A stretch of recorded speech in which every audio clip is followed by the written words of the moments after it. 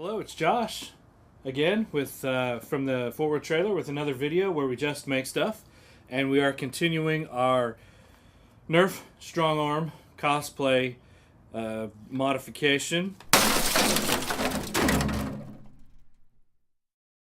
And last video we put the silver paint on, and that took the whole time. There's a lot of detail work, so it kind of slows down.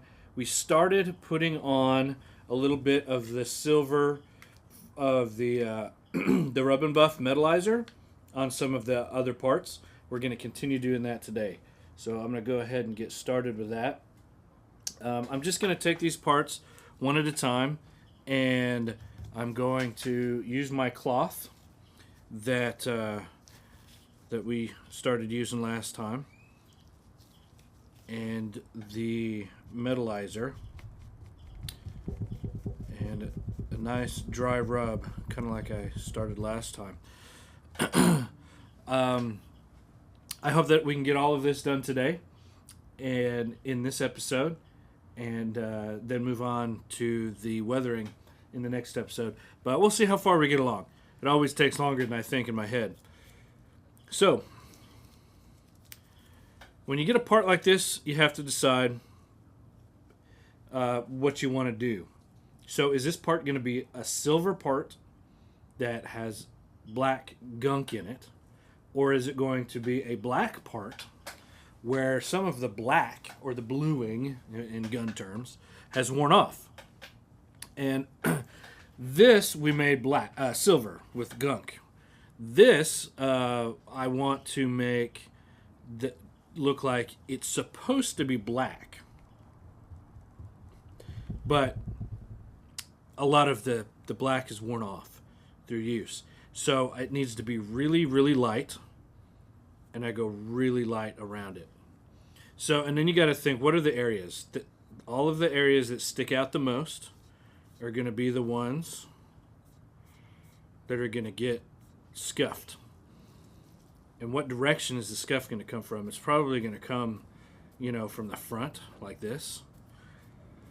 From getting pushed into the dirt, pushed into walls, in and out of your pocket and your holster or whatever.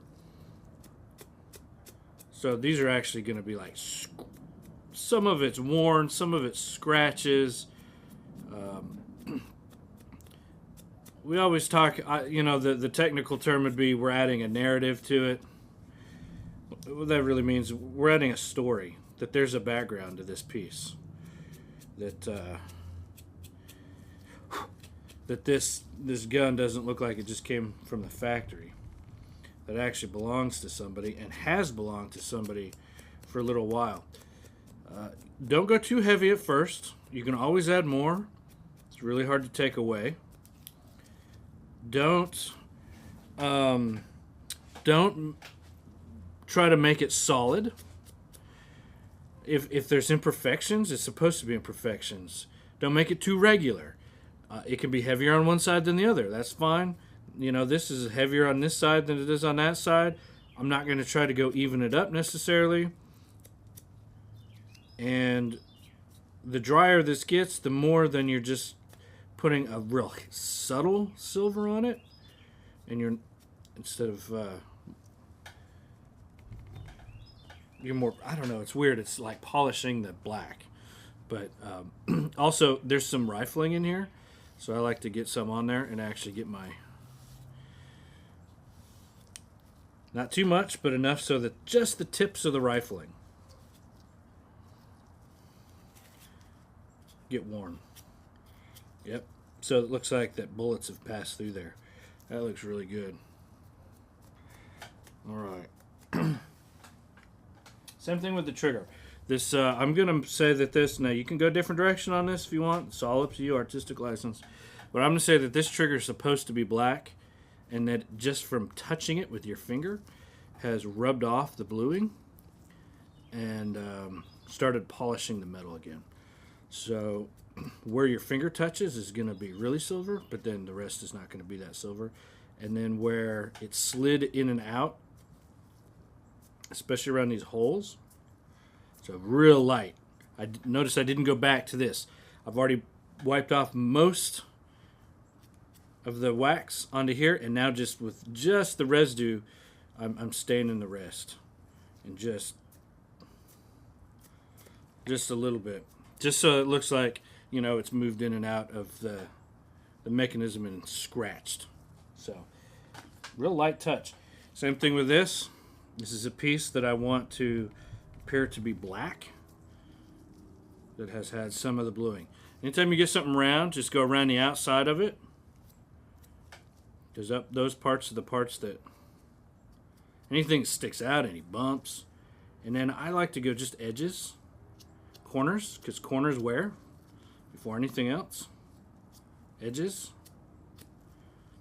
And now in a barrel like this, you kind of have to decide. There's some detail here, so I want to just touch it so that the top gets silver and then the grooves stay black. And then I have to decide, is the wear going to go crossways like this or around it? Now this happens to be a twisty piece, so it's more likely that the wear is going to be circular around it. So just add a few little striations so it looks like they're natural scratches. Boom. Boom. Now some of this will actually rub off, so you got to be careful. I mean, you can put it on a little bit thicker, but there. All right, this little piece right here, remember, this is going to be covered. It's black. I'm not going to add anything to it. It just shouldn't be orange because you'll see it through some of the holes and past some of the other stuff. Okay, here's another piece. This piece, this is a cylinder. This cylinder is going to match this piece right here. This piece is silver. So I'm going to make the cylinder silver. So it's going to look a little different than that. And that would be okay because the two pieces might actually be made totally separate workshops and then come together in final assembly of this gun. They could be slightly different pieces. This could be a cylinder from a different gun. So they don't have to match perfect. And they're going to be different because I didn't put that silver base coat down on this, but I did on that.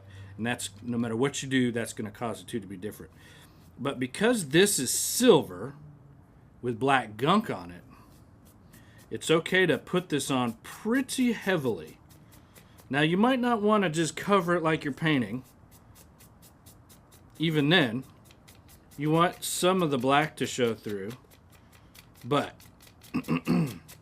it's less of a dry brush and more of a just a covering. And of course, where I put the first coat on is really dark and the rest is not. That's fine too. It can be uneven. You try to go back and maybe even it up a little bit as you go around.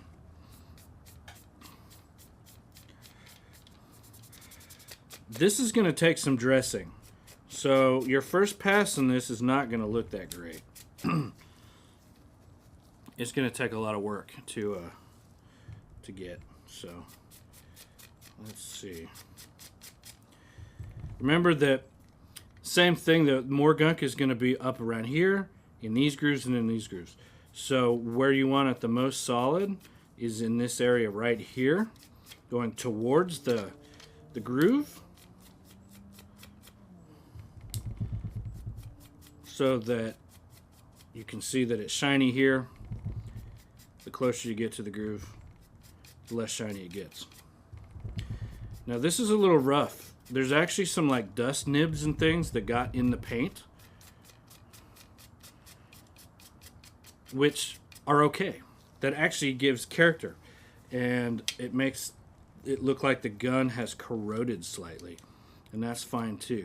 Now get up here. You want maybe one slight swipe with a fairly wet rag in the middle, but not enough to get in the edges.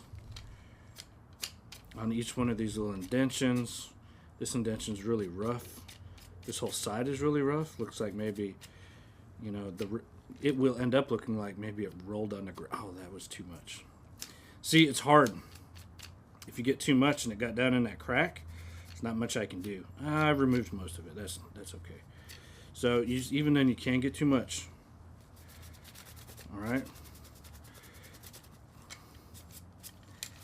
All right, and you notice on this, I'm going this way. I'm keeping it mainly the same. Now I'm polishing it. I'm kind of rubbing it all together. I did not do that on the pieces that were supposed to be black. But this, remember, is supposed to be silver with gunk on it. So I'm blending it together. There's still some imperfections, which is good. You can see some of the texture showing through. That's good. It's not supposed to look perfect. It's supposed to look like at one time this was really shiny. But it ended up, you know, like I said, it started corroding stuff. A little bit more of a dry brush, getting in here. These are going to be a little bit, even if it started out silver, a lot more grime down inside these chambers. Imagine if it was a real gun, how much gunpowder and stuff would just be all over these holes where the actual rounds go. I have done this in the past where I did more of a dry brush on the inside so that like only the outside was silver and the inside was supposed to be black.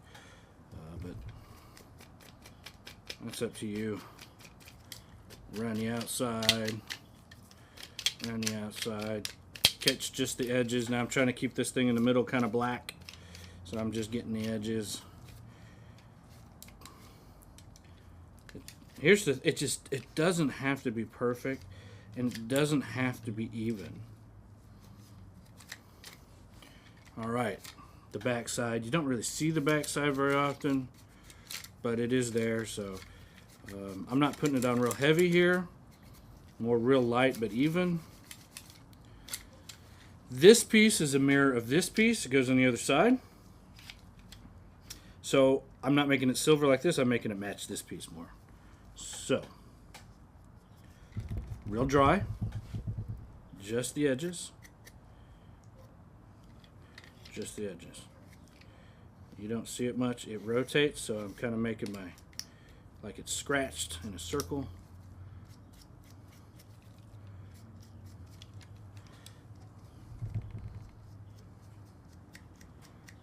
There you go. So, say here's a little piece that didn't get enough black paint. I overlooked it. Just put more silver on it, cover it up. Nobody will know the difference. Okay. Yeah, edges. And you know what? I'm getting, here's one of those thin cautions. I got silver all over my gloves, both gloves. So I got to be careful when I go handle this. I might actually change my gloves. So there you go. There's that. So that's all of the ancillary pieces. Now all we have left is this, and I am going to change this glove. If there's too much silver when I touch it, I'm going to get handprints on it. Like I said, you do go through a lot of gloves. I buy them in boxes of 100. It's 50 pair. And they're harder to put on when you're sweaty. So, don't know if I mentioned it. I live in Texas. It's late spring right now. We've actually had somewhat of a cool spring. It's not very hot out there, but I work in a tin box basically. So, it's after the sun beats down on it all day. It's quite a bit warmer in here. It is outside, so got to get used to that. But lived in Texas my whole life, and the good Lord has seen fit to send me to the hottest places on the earth. I've lived in the Amazon River Basin in Brazil, and I spent 2 years there, and I spent almost a year in Iraq, in the Arabian Desert. So I'm used to the heat. So putting this on, same thing. Real light touch. I may have actually put a little bit too much on there. It's okay. It's okay if some of the black shows through. I don't have to go right to the edge because I put that model paint on.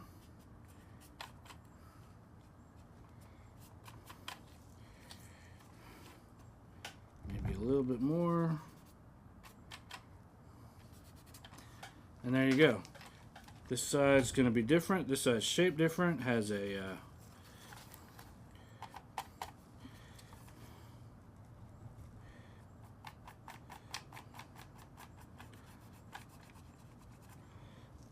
button on it. Has the chamber release button. Make sure that there's no hard line between where you painted and what you're putting on now. Put enough of this over the top of what was already painted that there's not like a hard line, so that you can tell the difference. Try to make it fade. Sometimes that's easier said than done.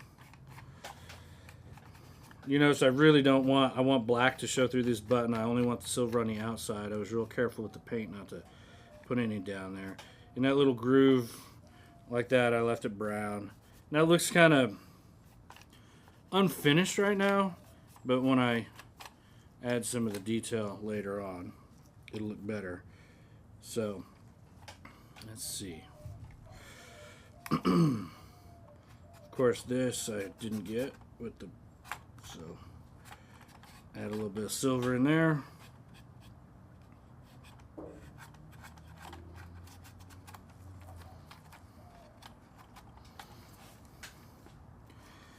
right. Now this is where you're going to lighten up your touch a little bit. Just a tad on the end of the glove, and just hit the tops of these. And maybe not even that one, because it's all smeared everywhere. Whoa. I'm pushing too hard. What that does is adds just a bit of glimmer to the top, because this metalizer actually shines a lot more than the model paint. So yeah. Oh, this piece down here might be too heavy. It's okay.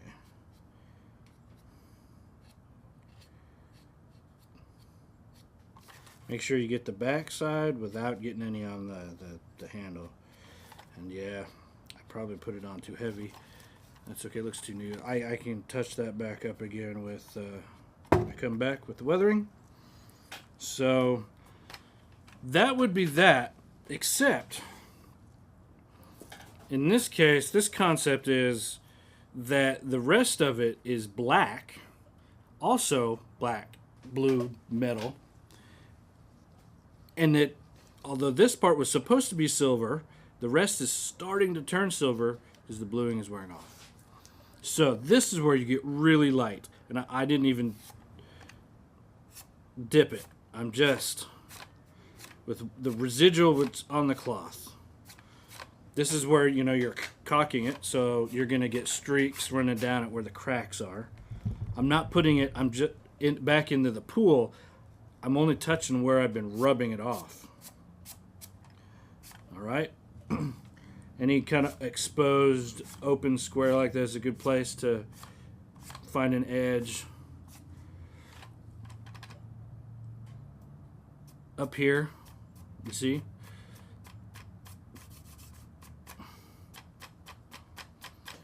It can maybe be a little bit heavier on the front or anywhere that you think that it would have run into something. But everywhere else, it's got to be really light. Really light.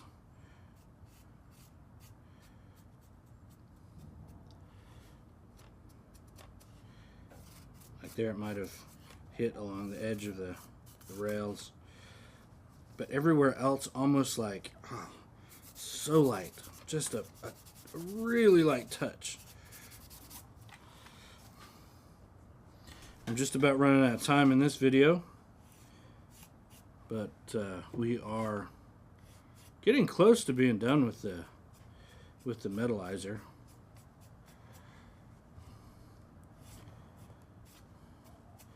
Remember, the scuffs are going to be on on the edges, and they're going to come in a direction that. And now you see it's almost just turning it gray because I'm just rubbing the residual that's on this cloth onto the gun. Really subtle. And in this case, I'm not worried about it getting on the handle because we're going to come back and we're going to paint this handle brown to look like it's made out of wood. So I'm turning anything that would be metal, I'm really light gray. And then only at the edges and on the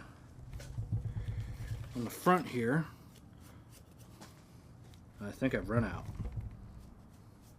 Am I putting it on heavy, like it got scuffed?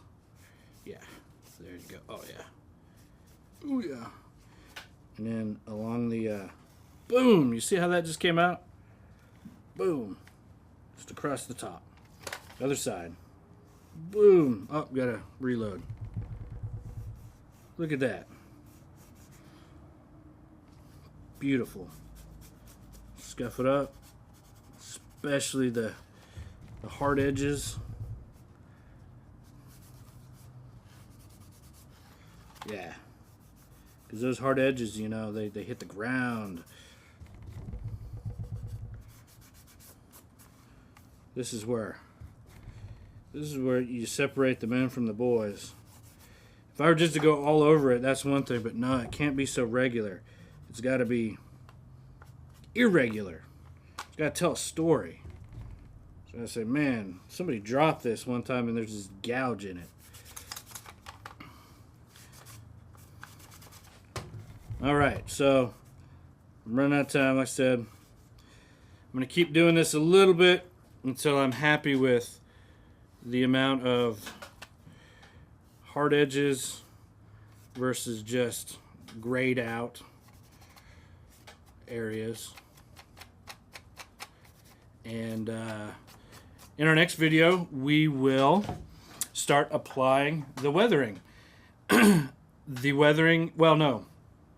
Yeah, we'll start applying the weathering. We'll start using the acrylic paint, which will be the handle and the weathering, and that's when the thing really starts to come to life.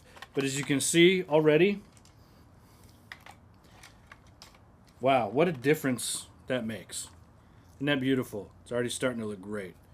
So we will start there next time. Thanks again for watching. Come back and see the next video. Make sure to subscribe to our channel. Go visit my Etsy page, link down below, to see this and other weapons similar to this that you can buy. And please comment. Give us your ideas. Until then, see you later.